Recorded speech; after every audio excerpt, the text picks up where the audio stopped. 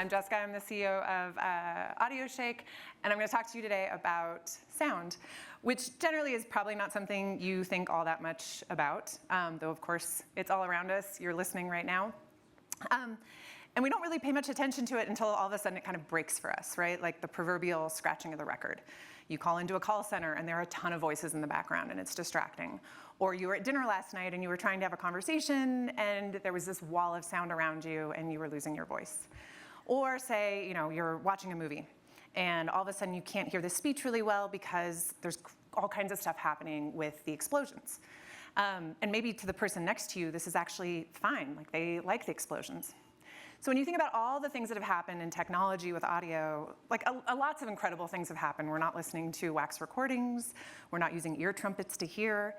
You think about making audio more interactive and customizable, or being able to get at different kinds of information that's within audio, we're still pretty in the early innings of all of this. And if you wanted to get at those different layers, if you wanted to solve any of those problems I just described, or many more, what you'd want to be able to do is get at the different layers of sound, which are called stems, or the different components. This is a visualization of an audio file, in this case, music, right? And again, in an ideal world, if we were thinking about wanting to separate layers, you'd have, say, the drums in one frequency band, and the vocals in another frequency band. But you can see that's not the case here. So if you look at the yellow, these are the drums. And they're all over the place, right? They're mixed in. They're at the high frequencies, the low frequencies. They're mixed in with the other instruments. If you wanted to separate that, you need to be able to identify it. You need to be able to distinguish it from the other sounds. And then you need to be able to separate it. Now, if you're in a really nice audio recording environment, say a film studio, like a recording studio, or for music, they're going to do that. They're going to record the sounds separately. But the vast majority of the world's audio doesn't come to us in these nice little packages of stems. It's essentially a waveform with tons of hidden information inside of it. And so it's a really hard challenge to try and separate that. And that's what we do, is we use AI to separate audio, to open up audio and audio information, to make it more interactive and editable, accessible, and generally just more useful. So let me just make this concrete. So we're going to listen to a song, just like you might hear on the radio first. I don't care what the future holds for me. Great. Now let's actually extract the vocal stem.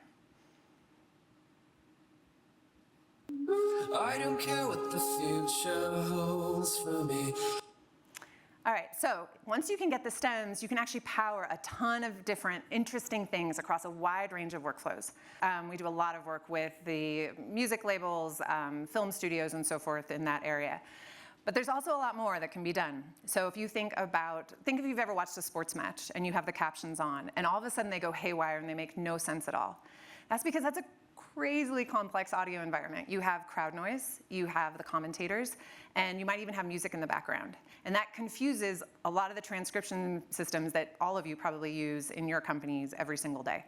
So if you can extract clean speech, you can obviously then get an accurate transcription.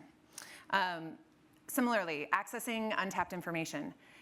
What I'm doing right now, where I'm just speaking to all of you, if we were using transcription and then summarizing that, you'd end up with a pretty decent, it would actually be probably a very good transcription and then summarization off of that.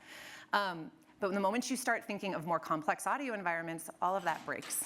And that's certainly, I think, relevant to a lot of the companies here when you think of the vast amounts of audio and video. And similarly, when you start thinking about generative AI and how you might even be tapping into all the information that your company has, or if you're on the generative AI side and you're building LLMs, how do you get at this meaning that's hidden and is obscured by the audio environments that it's contained in? So again, you want to be able to extract, you want to be able to distinguish between multiple speakers, you want to be able to isolate the speech, you want to be able to ignore certain kinds of sound.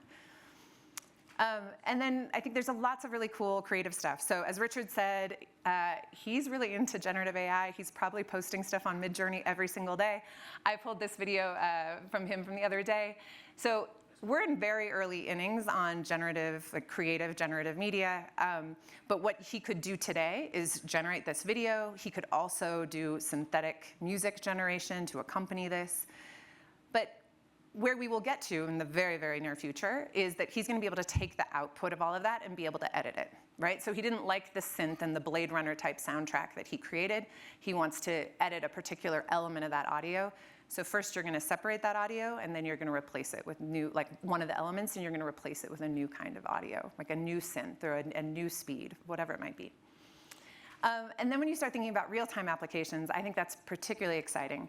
So again, think of the call center problem. Just get rid of all that background noise. Or think about being in a concert or a conference where things are really loud or they're not optimized for the acoustics of the room, right? I'm sure you've all been to a concert where it's actually kind of disappointing.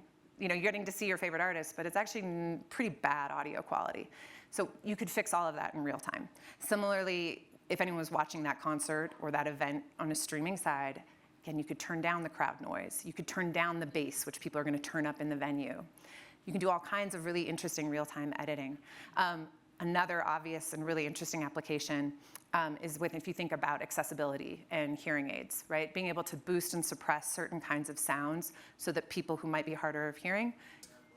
If I were a Sixers fan, Pero no lo justifiques ahora. En otras palabras, entiende lo suficiente como si yo fuera un fanático de los Dijiste que estaba Sixers. bien perder a propósito. Dijiste que está bien perder a Sí, propósito por y supuesto que lo anunciarlo a es. los Se llama fanáticos. Está perder. ¿Quién no lo sabe? perfectamente bien.